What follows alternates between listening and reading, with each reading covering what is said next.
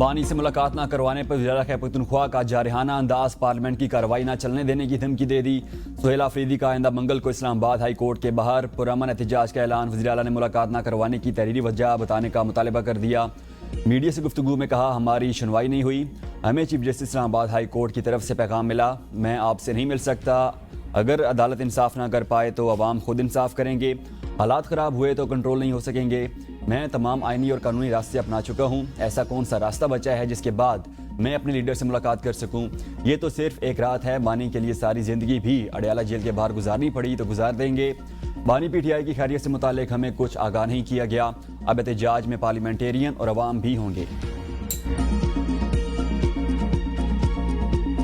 آپ کی ملاقات نہیں ہو سکتی کیونکہ یہ غیر قانونی ڈیمانڈ ہے آپ کی۔ شاہانہ زندگی 5 اسٹار ہوٹل والی گزار رہے ہیں، وی وی آئی پی قیدی، ایک میگا کرپشن کیس میں سزا یافتہ ایک شخص ہے، آپ کہنے ہماری ملاقات کرائی جائے۔ ٹک ٹاک حکومت اور یہ جو بزدار پلس پلس پلس لگایا گیا ہے، جس کو کچھ نہیں پتا، جس کی اہلیت کوئی نہیں ہے، ایک نالائق ترین آدمی ہے، وہ اب جیل میں ملاقات کے لیے ڈرامے اور ڈھونگ رچا رہا ہے۔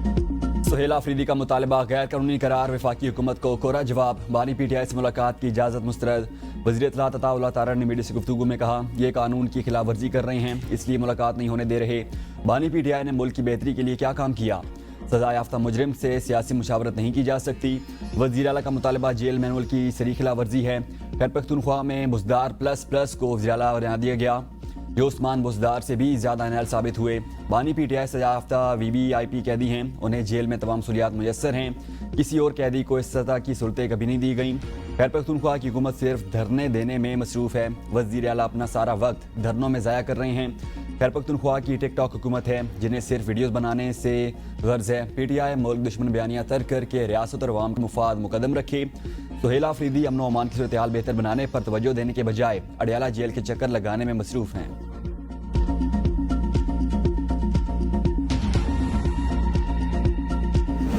بانی پی ٹی آئی سے ملاقات کا معاملہ شدت اختیار کر گیا، بانی چیئرمین سے ملاقات کروائیں۔ پی ٹی آئی نے اسپیکر سے مدد مانگ لی، سردار ایاز صادق نے پیر تک کا وقت مانگ لیا۔ اسپیکر قومی اسمبلی سردار ایاز صادق سے اپوزیشن سینیٹر اور اراکین قومی اسمبلی کی ملاقات۔ بیرسٹر گوہر نے بانی پی ٹی آئی سے ان کے خاندان کے افراد کو ملنے کی اجازت دینے اور قومی اسمبلی میں اپوزیشن لیڈر کا معاملہ اٹھایا۔ ایاز صادق نے کہا، میں نے ہر موقع پر مذاکرات کی بات کی، مذاکرات سے ہی سارے مسائل حل ہوں گے۔ ہمارا سیاست میں بھائی چارے اور رواداری کا رشتہ ہے، سیاست ساری عمر نہیں ہوتی، یہ ختم ہو جاتی ہے۔ اپوزیشن وفد کے اراکین نے اسپیکر کی اپوزیشن اور سہولت کے درمیان سہولت کاری کو سراہا۔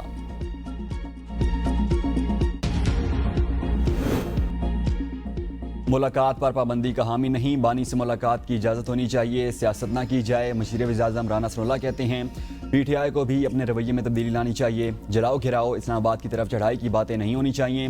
کوئی قانون اجازت نہیں دیتا کہ جیل میں بیٹھ کر باہر کوئی تحریک چلائے۔ بانی پی ٹی آئی نے اس 26 نومبر کو احتجاج کی کال دی ہوئی تھی۔ افراتفری کے لیے نئے وزیر اعلیٰ خیبر پختونخوا کو لایا گیا۔ وزیر اعلیٰ نے اعلان کیا، وہ عشق بانی پی ٹی آئی میں مارے جائیں گے۔ حل بات چیت اور مذاکرات سے ہی ہوتا ہے۔ بانی پی ٹی آئی اب بھی مخالفین سے بات چیت کے حق میں نہیں۔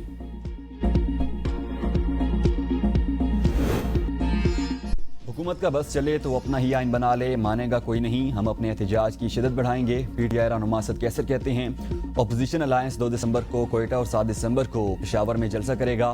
بانی پی ٹی آئی جو کہیں گے اس پر عمل درآمد کریں گے۔ ہمارے اندر بھی ایسے لوگ ہیں جو نام ہمارا لیتے ہیں، کام کسی اور کا کرتے ہیں۔ اگر بانی پی ٹی آئی سے ملاقات نہ کروائی گئی تو اسمبلی کو نہیں چلنے دیں گے۔ مجھے نہیں سمجھ کہ بانی سے ملاقاتوں پر پابندی کی کیا وجہ ہے۔ ہم نہیں چاہتے کہ حکومت پی ٹی آئی کے خلاف فاسٹ فلیگ آپریشن کروائے۔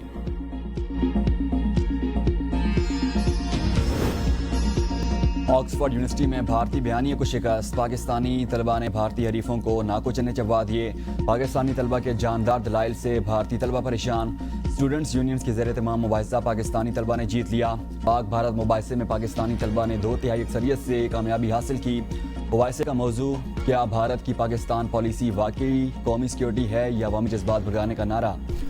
مباحثے میں پاکستان کی ٹیم کی قیادت صدر اسٹوڈنٹس یونین موسیٰ ہراج نے کی، سابق صدر اور احمد نواز اسرار کاکڑ بھی ہمراہ تھے۔ پاکستانی طلبہ نے مدلل انداز میں نکات پیش کیے۔ بھارتی طلبہ سوالات کا مؤثر جواب دینے میں ناکام۔ پاکستانی طلبہ کی ٹیم کو 106، بھارتی ٹیم کی صرف 50 ووٹ ملے۔ یونیورسٹی میں بھارتی طلبہ کی بڑی تعداد ہونے کے باوجود پاکستانی ٹیم واشنگٹن حملہ سر اٹھانے والی دہشت گردی کے خطرے کا ثبوت ہے۔ پاکستان کی امریکہ میں افغان شہری کی فائرنگ کے واقعے کی شدید مذمت، جاں بحق امریکی فوجی کے خاندان سے اظہار ہمدردی۔ امریکہ اور عالمی برادری کے ساتھ دہشت گردی کے خلاف تعاون کا عہد۔ ترجمان دفتر خارجہ کا کہنا ہے افغانستان کا ملوث ہونا اس واقعے کی سنگینی کو ظاہر کرتا ہے۔ پاکستان کا دہشت گردی کے خلاف عالمی سطح پر مشترکہ اقدامات کا مطالبہ۔ دہشت گردی کے خلاف عالمی تعاون بڑھانے کے لیے امریکہ اور عالمی برادری کے ساتھ مل کر کام جاری رکھنے کا عزم۔ پاکستان کی تاجکستان میں 3 چینی شہریوں کے قتل کی بھی مذمت۔ چین اور تاجکستان سے تعزیت۔ بانی سے ملاقات نہ کرنے پر پی ٹی آئی کا سینٹ میں احتجاج، ارکان کی نعرے بازی۔ بانی پی ٹی آئی کی صحت سے متعلق خبروں پر تشویش کا اظہار کیا گیا۔ سینیٹر علی ظفر نے کہا 2 دن سے بانی پی ٹی آئی سے ملاقات کا مطالبہ کر رہے ہیں۔ سوشل میڈیا کی خبر کے باعث عوام میں گہری تشویش پائی جاتی ہے۔ عوام کی ہائی ٹینشن کے باعث معاملے کا حل ابھی ضروری ہے۔ جب تک جواب نہیں آتا یہ سیشن نہیں چلنا چاہیے۔ سینیٹر ذیشان خانزادہ کا کہنا تھا کہ بانی کی ملاقاتیں روکی گئی ہیں۔ ہمیں یہ بتائیں کہ بانی سے گزشتہ 3 ہفتوں سے کون ملا ہے۔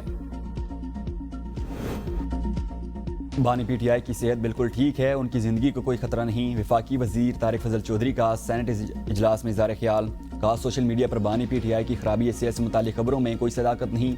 ہماری اڈیالہ جیل کے سپرنٹنڈنٹ سے بات ہوئی، ان کے مطابق بانی پی ٹی آئی بالکل صحت مند ہیں۔ اڈیالہ جیل حکام کی بھی بانی پی ٹی آئی کی صحت سے متعلق خبروں کی تردید۔ کہا بانی پی ٹی آئی صحت مند اور جیل میں محفوظ ہیں۔ جیل کے باہر کیا ہوتا ہے اس سے جیل انتظامیہ کا کوئی لینا دینا نہیں۔ بانی پی ٹی آئی سے متعلق افواہوں پر یقین نہ کریں۔ بانی کو جیل میں کھانے سمیت تمام سہولیات میسر ہیں۔ امن و امان کی صورتحال کے پیش نظر اڈیالہ جیل کی بیرونی سیکیورٹی ہائی الرٹ۔ خصوصی سیکیورٹی پلان غیر معینہ مدت تک نافذ العمل رہے گا۔ جیل کے راستوں پر 5 پکٹس بھی، پولیس کی بھاری نفری تعینات۔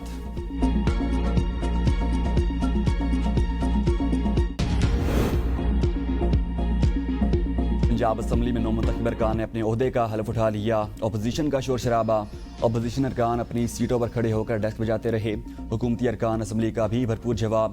ایوان مچھلی منڈی بن گیا۔ حلف اٹھانے والوں میں 9 منتخب ارکان اسمبلی میاں سلطان راجہ، علی حیدر، نور نیازی، آزاد علی تبسم، طاہر پرویز، احمد شہریار اور محمد حنیف شامل۔ اسپیکر پنجاب اسمبلی ملک احمد خان نے 9 منتخب ارکان اسمبلی سے حلف لیا۔ اپوزیشن لیڈر پنجاب اسمبلی معین قریشی کی بھی اسپیکر پنجاب اسمبلی سے بانی پی ٹی آئی سے ملاقات کی اپیل۔ معین قریشی نے کہا فارم 47 کی حکومت انتشار کو ہوا دے رہی ہے۔ بانی سے ملاقات نہ کروانا عدالتی حکم کی توہین ہے۔ اڈیالہ جیل میں دہشت گرد ڈکیت کے حقوق ہیں، وہ اپنے وکلا اور فیملی سے مل سکتے ہیں، لیکن چیئرمین پی ٹی آئی سے کسی کو ملنے نہیں دیا جا رہا۔ تحریک انصاف کے دوست احتجاج کرنے کے لیے سیاسی میدان میں آئیں، ویلکم کریں گے۔ وزیر اعلیٰ سندھ مراد علی شاہ کا تقریب سے خطاب، کہا احتجاج سے مسائل حل نہیں بڑھتے ہیں۔ سندھ میں احتجاج کرنے والوں کی تعداد 50 سے زیادہ نہیں ہوتی۔ احتجاج کر کے سڑکیں بند کر دی جاتی ہیں، شہریوں کو مشکلات کا سامنا کرنا پڑتا ہے۔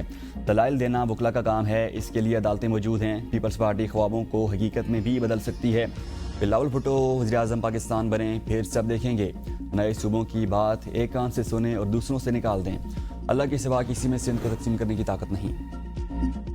علیمہ خان نے بانی سے ملاقات نہ کروانے پر توہین عدالت کی درخواست دائر کر دی۔ اسلام آباد ہائی کورٹ میں دائر درخواست میں موقف اختیار کیا کہ 24 مارچ کے عدالتی حکم کے باوجود بانی سے ملاقات نہ کروائی گئی۔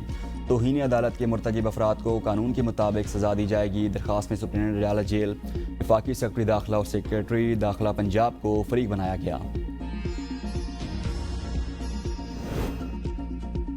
مسابقتی کمیشن نے شوگر ملز کا گٹھ جوڑ بے نقاب کر دیا۔ پنجاب کی 10 شوگر ملز کو ایکا کرنے پر شوکاز جاری، 14 دن میں تحریری جواب طلب۔ شوگر ملز نے گنے کی کرشنگ میں تاخیر کا فیصلہ گٹھ جوڑ بنا کر کیا۔